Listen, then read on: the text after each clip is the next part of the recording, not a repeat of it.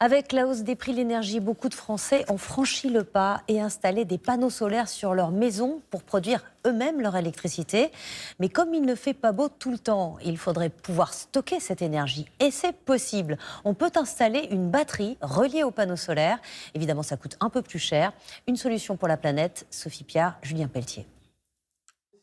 Une maison qui fonctionne entièrement à l'électricité. Le four, le micro-ondes, la machine à laver, le sèche-linge. De quoi donner des sueurs froides à se retraiter à chaque facture. L'année dernière, on a payé la dernière fois 1 920 € d'électricité sur toute l'année. C'était ça, oui.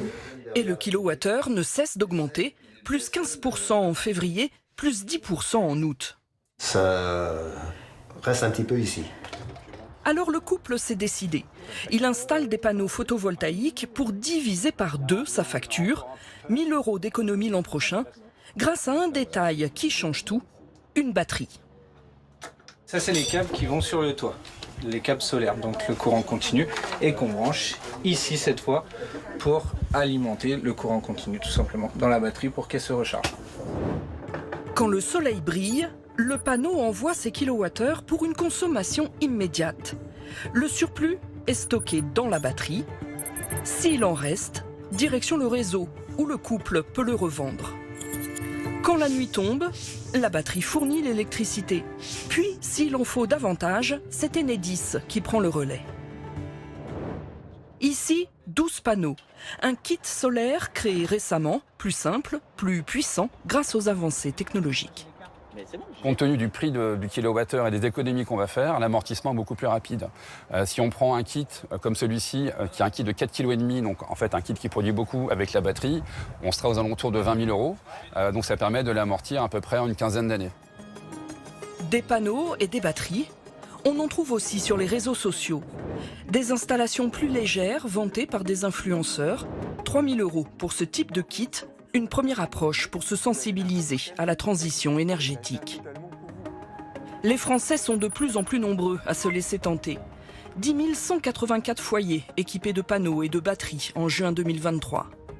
À peine 3% toutefois du total des ménages lancés dans l'autoconsommation. Christelle Mac fait partie des pionniers.